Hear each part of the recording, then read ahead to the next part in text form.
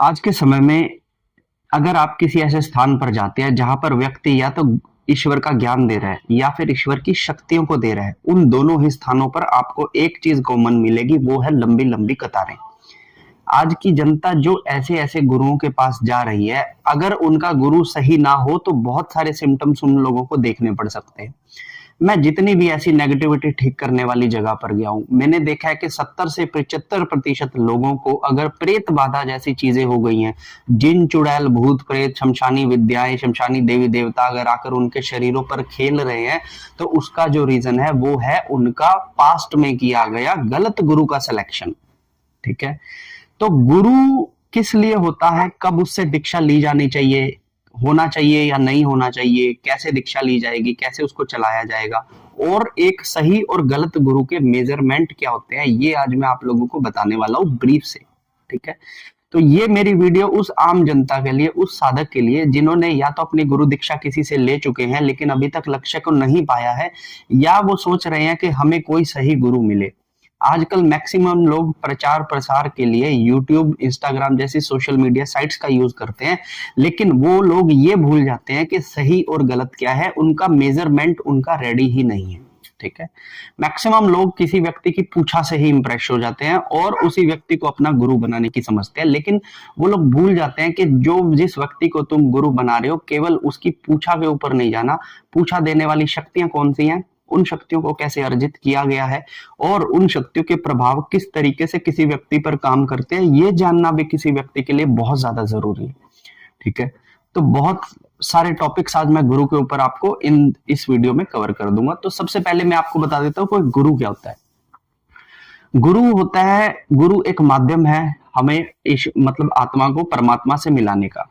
ठीक है, हमारी आत्मा कई सारे कर्मों में फंसी हुई है और इसको कर्मों से कैसे निकालकर ईश्वर में मिलन होना है इसका, इसके लिए हम गुरु धारण करते हैं। नंबर एक, गुरु हमारी रक्षा आसुरी शक्तियों से भी करता है। यदि कोई ऐसी शक्ति हमें नुकसान पहुंचाने की कोशिश करती है, जैसे पुराने के समय में भी जो राजा महाराजा होते थे और जब बड़े बड़े दानव दैत्य उन पे हमला कर देते थे, तो गुरु की जिम्मेदारी होती थी तो कैसे बचाया जाए। ठीक है, जैसे देवताओं के गुरु जो है वो गुरुदेव हैं बृहस्पति, और राक्षसों के जो गुरु है वो है शुक्र।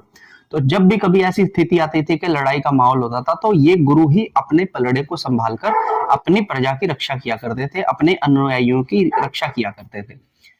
गुरु तत्व एक ऐसा तत्व है जिसके बिना कहते हैं कि ईश्वर की प्राप्ति असंभव है, लेकिन आज 2025 के अंदर इतने सारे गुरु घंटाल आ चुके हैं कि आपके जीवन को भूत प्रेत बाधाओं से बचाने की बजाय उसमें धकेलने का काम कर रहे हैं।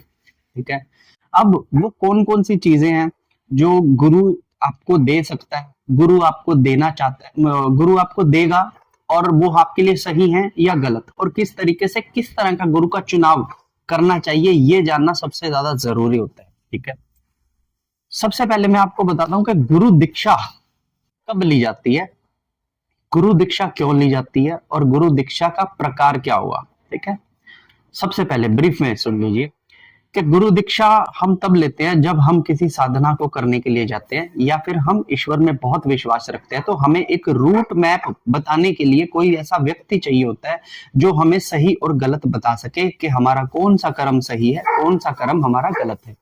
ठीक है, पहली चीज गुरु इसके लिए होता है। दूसरी चीज, अगर आप शक्तिमान बनना चाहते हैं, आप शक्तियों को पाना चाहते हैं, आप साधनाओं के माध्यम से सिद्धियों को अर्जित करना चाहते हैं, तो भी आपको गुरु की आवश्यकता पड़ेगी। ठीक है, लेकिन अगर आप शक्तियों के अंधकार में अंधे हो गए तो गुरु आपको कुछ गलत साधनाएं भी दे देते हैं। आजकल यूट्यूब पर बहुत प्रचलन में है यक्षिणी की साधना, परियों की साधना, अप्सराओं की साधना, क्योंकि ये देवता नहीं है, ये ऐसी एंटिटीज हैं जो ब्रह्मांड में न जाने कितने हजार सालों तक रहने वाली है। ठीक है, आपका मात्र 60-70 साल का जीवन अगर इसके पीछे पड़ गया तो इंश्योर आपका जीवन हमेशा खत्म हो जाएगा।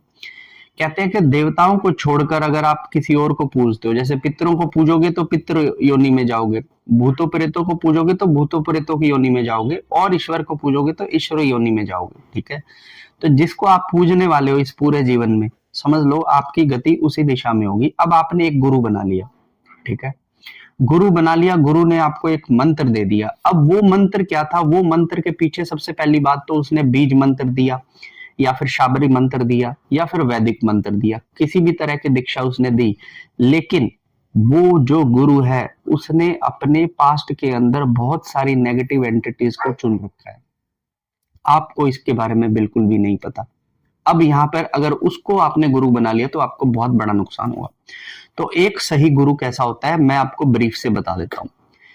सही गुरु हमेशा जब भी आपको गुरु दीक्षा देगा, पहली बात तो वो इतनी आसानी से कभी आपको गुरु दीक्षा नहीं देगा। सबसे पहले वो आपकी परीक्षा लेगा कि आपके अंदर कितना संयम है, आपके अंदर कितना विश्वास है उस गुरु के प्रति। क्योंकि जब वो गुरु आपको अपने ट्री के अंदर जोड़ लेगा तो वो जो गुरु है उसका भी एक गुरु है, उसका भी एक गुरु है, तो ये स्ट्रीमलाइन हमारे पीछे से चलती आ रही है। जैसे जैसे हम उसमें जुड़ते जाएंगे तो हमारे थ्रू वो जो पावर है आपके आगे डिस्ट्रीब्यूट होती जाएगी। फॉर एग्जाम्पल मैं बात करता हूँ धीरेन्द्र शास्त्री की। धीरेन्द्र शास्त्री के पास जो भी सिद्धियां हैं वो उनके पीछे से चली आ रही हैं, उनकी दीक्षाओं की। उनके गुरु को किसी ने दीक्षा दी, उनको किसी ने दीक्षा दी और उसका ईश्वर से डायरेक्ट संबंध था। अब ऐसे व्यक्ति से जब आप दीक्षा लेंगे तो वो सारी शक्तियों का जो साम्राज्य है वो आप पर भी लागू हो जाएगा। अब पहली बात तो गुरु आपको इतनी आसानी से दीक्षा देगा नहीं। अगर वो आपको दीक्षा दे रहा है तो वो क्या करेगा, सबसे पहले वो देखेगा आपकी कुल देवी या कुल देवता।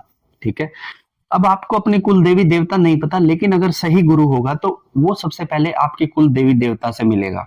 ठीक है, आपके कुल देवी देवता से बात करेगा, कुल देवी देवता से पूछेगा कि आपकी कितनी सेवा की गई है, आप नाराज है तो क्यों नाराज है और नहीं है तो कितना सही है आप, ये आपको बताएगा। ठीक है, अब मान लीजिए कि कुल देवी देवता ने से आपके गुरु की भेंट हो गई। अब कुल देवी देवता के बाद नंबर आता है आपके पितृजनों का।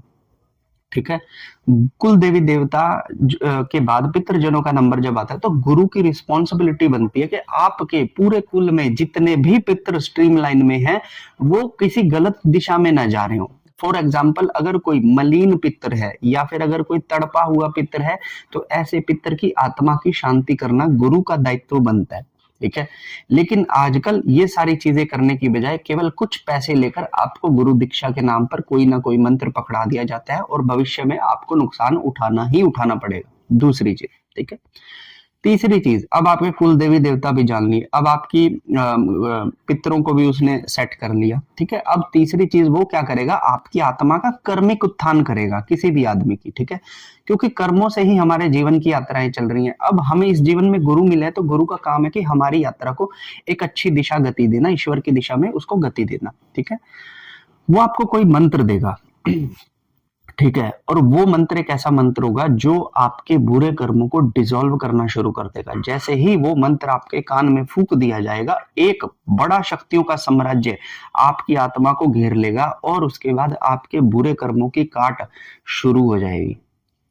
ठीक है, ये हो गया हमारा तीसरा काम।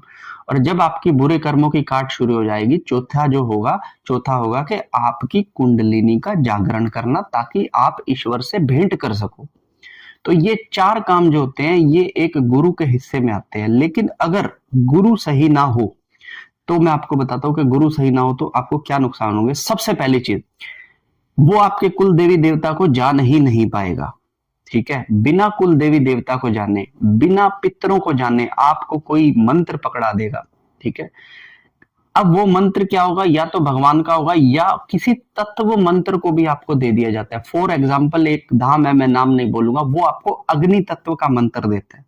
अग्नि तत्व पावर को तो एकदम से खींच कर लेकर आता है, लेकिन आपकी आत्मा, आपका शरीर अग्नि को कितना बर्दाश्त करेगा। आप खुद को ही आज नहीं तो कल जला लेंगे। अग्नि तत्व जब बढ़ जाता है तो उस अग्नि तत्व के बढ़े हुए चीजों से बाकी जो तत्व है वो कम पड़ जाते हैं और आपका मानसिक संतुलन खराब हो जाएगा।